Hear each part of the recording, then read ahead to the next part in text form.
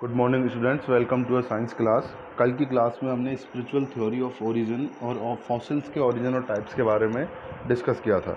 आज की क्लास में हम ऑर्गेनिक एवोल्यूशन के बारे में पढ़ेंगे। यूनिवर्स के बारे में अब आप कंप्लीट कर चुके हैं, जो आपके टाइटल में चैप्टर टाइटल में आपके जो नेक्स्ट पार्ट था यूनिवर्स एंड ऑर्गेनिक एवोल्यूशन, तो हम अब ऑर्गेनिक एवोल्यूशन के बारे में पढ़ेंगे।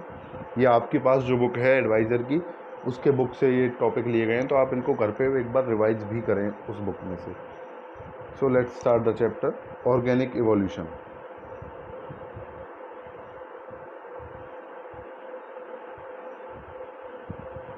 Different types of animals have questioned several queries in human mind in the world. World में ह्यूमन के माइंड में तरह तरह के जो एनिमल्स हैं उन्होंने एक क्वेश्चन या क्वेरी डाल दी है कि ऐसा क्यों है, ऐसा ये तरह तरह के क्यों है, but answers could not specify them. पर जो भी आंसर मिले वो उनको स्पेसिफाई नहीं कर पाए। स्पेसिफाई का मतलब होता है क्वेश्चन को शांत करना। क्वेश्चन को शांत करने से मतलब कि जो क्वेश्चन लोगों के माइंड में उठ रहे हैं, ह्यूमन के माइंड में, उनका कोई ढंग का आंसर नहीं मिल पाया।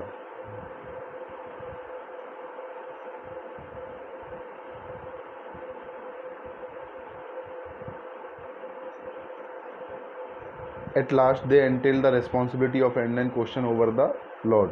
और लास्ट में उन्होंने पूरी की पूरी ये बात किसके ऊपर रख दी कि ये किसने बनाए हैं, सब लॉर्ड ने या भगवान ने बनाए हैं। Today it is a known fact that the living being of today are not so as they are million years ago. ये बात तो आपको पता है कि जैसे लाखों साल पहले यहाँ स्पीशीज या एनिमल्स रहा करते थे, वैसे अब नहीं रहते। पहले अलग तरह के जानवर थे, अब अलग तरह के जानवर हैं। Similarly the species of pre ages are no more today. Pre ages, पुराने समय की जो स्पीशीज है वो भी आजकल नहीं है, जैसे डोडोबोड नहीं है, डायनासोर नहीं है। On this basis it is assume that species of living being developed gradually. तो इस बात को माना गया कि जो स्पीशीज हैं ये लगातार डेवलप्ड होती गई, नई नए फॉर्म में आती गई। ग्रेजुअली का मतलब लगातार। It took organic evolution to come to this stage. और इस चीज़ को क्या बोल दिया गया, ऑर्गेनिक एवोल्यूशन। जो अभी हम आज की स्टेज पे जैसे एनिमल्स हैं, जैसे प्लांट्स हैं, जो भी स्पीशीज जिस तरह की हैं, उन सबको आने में क्या चीज़ अप्लाई हुई है, ऑर्गेनिक एवोल्यूशन की थ्योरी। एग्जाम्पल के लिए देखो, ये आपको एक फ़ोटो दिखा रखी है। इस फोटो में आप देखोगे कि मैन, चीता, वेल मछली और बैट, चमगादड़, ये चारों दिखने में बिल्कुल अलग होते हैं। लेकिन जब इनके फोर हैंड, आगे के हाथों के स्ट्रक्चर को देखा गया तो पता चला कि ये देखिए ह्यूमन स्ट्रक्चर है, ये चीता के आगे के इन पंजों का, इन हाथों का स्ट्रक्चर है, ये वेल के जो पंख होते हैं, एक तरफ फिन जो होते हैं, गल्फ जिनसे वो तैरती है, उनका स्ट्रक्चर है, ये चमगादड़ के हाथों का स्ट्रक्चर है या पंखों का स्ट्रक्चर हम कह सकते हैं। तो इनमें जो बेसिक स्ट्रक्चर है वो सब में कैसा मिला, सेम मिला। तो इस बात से प्रूव हुआ कि कुछ डेवलपमेंट हुए हैं, क्योंकि कॉमन चीज़ें हैं सभी तरह की स्पीशीज़ में। देखिए, human hand, fore hand of cheetah, fin of fish and skeleton of the feather of the bats. Human का तो हैंड, चीता के आगे के हाथ, फिन्स ऑफ फिश, मछली के फिन्स, और फीदर ऑफ बैट्स, चमगादड़ के पंखों का skeleton. Fundamental structure are approximately similar. सबके फंडामेंटल स्ट्रक्चर कैसे हैं, सिमिलर है। अब देखिए, Charles Darwin propounded the entire description with logic. He in the year 1859 wrote the book the origin of the species. Species मतलब होता है प्रजातियाँ, हिंदी में तरह तरह की स्पीसीज मिलती हैं यहाँ हर चीज़ों की। तो उन्होंने अपनी बुक में लिखा ओरिजिन ऑफ स्पीसीज में इस बारे में, जो एंटायर डिस्क्रिप्शन हम पढ़ने वाले हैं। And compelled through his logic to change the old recognition of the concept about the origin of the living beings. और उन्होंने इस बात को चेंज कर दिया, जो ओल्ड पहली रिकॉग्निशन धारणा थी लिविंग थिंग्स के ओरिजिनेट होने की, जो अब तक हम पढ़ते आए हैं। अब देखिए क्या था ऑर्गेनिक इवोल्यूशन की थ्योरी जो डार्विन ने कही। Charles Darwin propounded his doctrine with logic and establishment his doctrine of organic evolution. Charles Darwin ने अपने डॉक्ट्राइन, डॉक्ट्राइन का मतलब होता है सिद्धांतों को, लॉजिक, तर्कों से स्थापित किया। किसके सिद्धांत थे उसके, डॉक्ट्राइन ऑफ ऑर्गेनिक इवोल्यूशन के सिद्धांत थे। The figure depicts the variance of human being, panther, fish and bat, yet the human hand, forehand of panther, fin of fish and skeleton of the feather of bats are similar. This is an evidence about all these species that belong to one ancestral species. ये जो 3 line लिखी है पिछले diagram के बारे में, इसमें लिखा हुआ है कि जो फिगर डेपिक्ट बताता है हमें कि जो ह्यूमन बीइंग हैं, पैंथर हैं, फिश है और बैट हैं, वो डिफरेंस है, वेरिएंस है उनकी बॉडी स्ट्रक्चर में, लेकिन फिर भी यट उनका हैंड, ह्यूमंस का, फोरेन चीता का, मछली का फिन और चमगादड़ के बैट्स के पंखों का जो स्केलेटन है वो कैसा रहा, सेम रहा। तो इससे एक प्रूफ मिलता है, एविडेंस, सबूत मिलता है कि जो हम ये जितने भी चारों एग्जांपल आपने ऊपर देखे, ह्यूमन, चीता, फिश और बैट के, ये किसी एक वन एंसेस्ट्रल, वन माने एक, एंसेस्ट्रल माने पूर्वज, स्पीशीज माने प्रजाति, किसी एक ही एंसेस्ट्रल से जन्मे हैं। The body of all multi cellular creatures are built of eukaryotic cells. Eukaryotic cells होती हैं जो एक सेल होती है, तो जितनी भी मल्टी सेलुलर बॉडी हैं उन सब उनसे बनी है, एक सेल वाली बॉडी से बनी है। अच्छा, एक एंजाइम होता है trypsin which digest protein is found in unicellular एग्रोनिम to human like organism like and remains active. ये सिमिलरिटी बता रहा है कि कैसे इस बात को माना गया कि ये सब जितने भी तरह की स्पीसीज हैं वो किसी एक कॉमन से आई हैं। तो पहली तो क्या रही कि सभी की मल्टी सेलुलर ऑर्गेनिज्म है, वो भी ऐसा नहीं है कोई अलग ही सेल हो मल्टी सेलुलर, एक यूकैरियोटिक सेल से ही मिलकर बनी है। और कुछ माइक्रो ऑर्गेनिज्म होते हैं, अमीबा हो गया, योगलीना हो गया, इस तरह के ऑर्गेनिज्म में एक सिंगल सेल होती है। और ऐसी कुछ सेलें ह्यूमन बॉडी में भी लेकिन बहुत सारी हैं। उसके अलावा दूसरी सिमिलरिटी क्या आती है, एक ट्रिप्सिन एंजाइम होता है जो प्रोटीन को डाइजेस्ट करता है हमारी बॉडी में, तो वो यूनिसेलुलर ऑर्गेनिज्म, एक सेल वाले ऑर्गेनिज्म। आप एक सेल वाले ऑर्गेनिज्म से ये समझ लें कितने छोटे होते होंगे। चींटी में भी बहुत सारी सेल होती हैं, लेकिन एक हमारे ह्यूमंस की हम बात करें तो ह्यूमंस में करोड़ों अरबों सेल हैं। तो एक सेल जिसमें केवल और केवल एक सेल है, वो आंखों से तो दिखते भी नहीं है, उनमें भी ये ट्रिप्सिन मिला है। और साथ के साथ ह्यूमंस में, हम में भी ये ट्रिप्सिन मिला है और अब तक एक्टिव है। उसके अलावा DNA which control character of organism functions equally in all organism. DNA सभी ऑर्गेनिज्म में मिला है जो हमारे लिए क्रोमोसोम में हेल्प करता है, हमारे जीन को कंट्रोल करता है। All these facts prove that organisms gradually developed and this development was consistent from very long and the development will remain continue। इस बात से प्रूव मिलता है कि ये डेवलप होते रहे हैं धीरे धीरे और ये डेवलपमेंट चल रहा है और लगातार चलता ही रहेगा। This constant development in species is the doctrine of organic evolution. ये जो डेवलपमेंट है, कॉन्स्टेंट डेवलपमेंट का मतलब डेवलपमेंट लगातार हो रहा है, वही क्या है, प्रिंसिपल है ऑर्गेनिक एवोल्यूशन का। ये तो था डार्विन के बारे में। अब आगे देखिए, organic evolution is also confirmed by religious assumptions. धार्मिक जो रिवाज हैं, रीतियाँ हैं, उनमें भी ऑर्गेनिक एवोल्यूशन के बारे में कहा गया है। In India people believe that a dead organism completes 84 lakh units to return to human only. India में क्या माना जाता है कि एक बार जब इंसान का जन्म हो जाता है, उसके बाद मरने के बाद उसको वापस इंसान का जन्म 84 लाख यूनीज में जाके मिलता है। 84 लाख वो तरह तरह के अलग जन्म लेगा, देन उसको ह्यूमन बॉडी वापस मिलती है। This remark is perhaps done after observing the evolution of a single cell to a human foetus. अब अगर अपन बात करें 84 लाख यूनियों में, 84 लाख जन्म लेने में जितना टाइम लगेगा, उतना ही टाइम एक सिंगल सेल को एक ह्यूमन फोर्टस के जैसा होने में लगेगा, डेवलप होने में। जैसे organic evolution millions of year में हुआ है, सेम प्रोसेस में ह्यूमन सिंगल सेल से कोई चीज़ ह्यूमन फोर्टस। ह्यूमन फोर्टस क्या होता है, देखिए, a human more than 8 weeks after fertilisation. माँ के पेट में जब फर्टिलाइजेशन हो चुका है, उसके बाद 8 हफ्ते का जो भ्रूण होता है उसको क्या बोल दिया जाता है, फोर्टस। लगभग 2 महीने हो गए 8 हफ्ते। तो वो कहा गया कि ये इस तरह स्पिरिचुअलिटी पर भी बेस्ड हो जाता है आपका ऑर्गेनिक एवोल्यूशन। ये था आपका ऑर्गेनिक एवोल्यूशन। नेक्स्ट आता है आपका प्रोसेस ऑफ ऑर्गेनिक एवोल्यूशन, कि ऑर्गेनिक एवोल्यूशन की प्रोसेस क्या रही, ये कैसे हुआ। After evidence of organic evolution a natural question about the process of organic evolution was very much expected. अब जब ये बात हुई कि ऑर्गेनिक एवोल्यूशन हुआ है, तो ये क्वेश्चन उठाना ज़रूरी था कि क्यों, कैसे हुआ ये। Lamarck tried his best to specify all the question and inquiries of that regard. Lamarck ने इस संबंध में, इस रिगार्ड में अपनी पूरी सारे क्वेश्चंस को रिप्लाई करने की कोशिश की।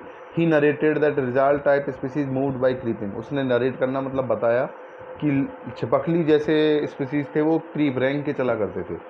Lizards due to its creeping movement lost its 4 limb. Lizard के पहले हाथ हुआ करते थे, आगे के ऊंचे हाथ हुआ करते थे, लेकिन उसको रैंक के चलना पसंद था, तो धीरे धीरे वो हाथ क्या होते चले गए, ख़त्म होते चले गए।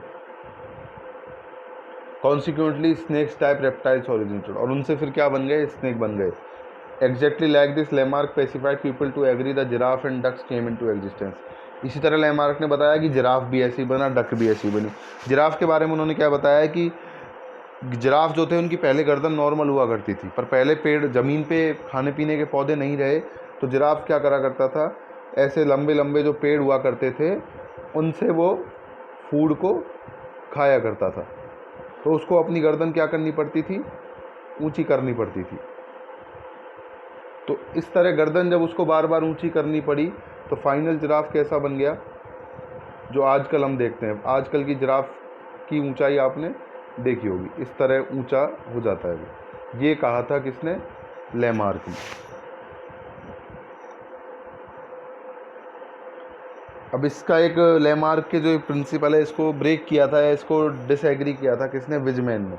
विजमैन ने क्या किया, Weismann cut the tails of the rats of several generation and observe that there came no change in their tails up to 10 generation. He came to the fact that acquire characteristics have no dynastic force. देखिए Lamarck ने क्या कहा कि जो organ use नहीं आते वो time निकलते निकलते क्या हो जाते हैं, ख़त्म हो जाते हैं। जैसे उसने कहा कि छिपकली के आगे के हाथ ख़त्म हो गए, या फिर जो ज़्यादा यूज आते हैं उनका डेवलपमेंट हो जाता है, जैसे जिराफ की गर्दन और लंबी हो गई। तो विजमैन ने क्या करा, चूहों की 10 जनरेशन तक, जिसे एक जनरेशन का चूहा पैदा हुआ, जस्ट उसकी पूँछ को क्या कर दिया, काट दिया। अब वो जब पूँछ काट दी उसकी, तो वो जो चूहा था जिसकी पूँछ काटी गई, वो चूहा अब बिना पूँछ के रहेगा पूरी लाइफ टाइम अपने। तो अब नेक्स्ट चूहा जो आया उसकी भी पूँछ काटी उसने, तो उसने ऐसे 10 पीढ़ियों तक पूँछ को काटा। तो पूँछ एक तरह यूज़ में नहीं आ रही, तो 10 पीढ़ियों के बाद तो नए आने वाली जो जनरेशन थी उन बिना पूँछ वालों से, उनमें ऐसा होना चाहिए था कि टेल नहीं आनी चाहिए थी, पूँछ उनकी नहीं बननी चाहिए थी चूहों की, लेकिन स्टिल पूँछ आती रही। तो लैमार्क का प्रिंसिपल यहाँ क्या हो जाता है, डिसएग्री हो जाता है, डिसअप्रूव हो जाता है। Charles Darwin tried his best to pacify his doctrine of the organic of species through the state of nature. He is of the view that organism of each species appear in large number. Charles Darwin कहते थे कि हर species के जो organism है वो बहुत ज़्यादा संख्या में आते हैं, बहुत ज़्यादा नंबर होता है उनका। None of the two organisms are quite alike. दो ऑर्गेनिज्म कभी भी क्या नहीं होते, सेम नहीं होते। These organisms struggle with one another for food, shelter and other sources for existence. अब ये एक दूसरे से क्या करते हैं, खाने के लिए, निवास के लिए, जगह के लिए स्ट्रगल करते हैं, झगड़ा करते हैं, एक दूसरे से संघर्ष करते हैं। The mightier and fittest survive and their offsprings multiply and later on they change into one special species. जो शक्तिशाली होते हैं, माइटियर और फिट होते हैं, वो तो सर्वाइव कर जाते हैं, कमज़ोर मर जाते हैं, डिस्ट्रॉय हो जाते हैं, और फिर उनकी संततियाँ, जनरेशन आती हैं, ऑफ स्प्रिंग वाले जनरेशन, और वो मल्टीप्लाई होती जाती हैं और एक स्पेशल स्पीसीज बन जाती है, जैसे हम ह्यूमन्स की बन गई। हम ह्यूमन्स पहले हम भी जानवरों की तरह रहा करते थे, पर हम सबसे ज़्यादा पावरफुल थे, इस वजह से हमने अपना ज़्यादा डेवलपमेंट किया, औरों को हमने ज़्यादा डेवलप नहीं होने दिया, तो आज हमारी स्पीसीज बहुत ज़्यादा नंबर में है। People of that time were not aware of the fact of the Mendel's doctrine of heredity. उस टाइम मेंडल की जो हेरिडिटी प्रिंसिपल थे, आपने चैप्टर 2 में जो पढ़ा, उसके बारे में लोगों को पता नहीं था। अब Charles Darwin could not explain the reason of which species differ from one other. अब चार्ल्स डार्विन इस वजह से इस चीज़ को नहीं बता पाए कि दो स्पीसीज आपस में अलग क्यों हो जाती हैं।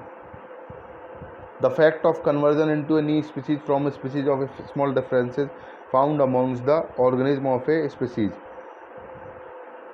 देखिए, कन्वर्जन की एक चीज़ मिली नए स्पीसीज में, जो अपने पुराने स्पीसीज से अलग हुई। क्यों हुई? क्योंकि स्मॉल डिफरेंस आ जाते हैं उनके अंदर, स्पीसीज के अंदर जरा से डिफरेंस आने से अलग तरह की स्पीसीज पैदा हो जाती है। वो डिफरेंस आप नेक्स्ट पैराग्राफ में पढ़ेंगे कैसे होते हैं। और the same group of family could not become clear to people of this time. और कई ऐसे जानवर हैं जो एक ही ग्रुप से आते हैं लेकिन फिर भी डिफरेंट है। जैसे मैं आपको एग्जांपल दूं, मंकी और लंगूर आपने देखे होंगे, दोनों दिखने में एक जैसी शेप के हैं, उनकी बॉडी स्ट्रक्चर भी एक जैसी, दोनों का मुंह भी फूला हुआ है, लेकिन स्टिल वो एक ही फैमिली से बिलोंग करते हैं, पर दो अलग अलग तरह की क्या हैं, स्पीसीज। इसी तरह चिंपांजी भी आप ले सकते हैं इसमें, गोरिल्ला भी इसमें आप ले सकते हैं। तो ये कैसे हुआ, इस बात को चार्ल्स डार्विन नहीं बता पाए।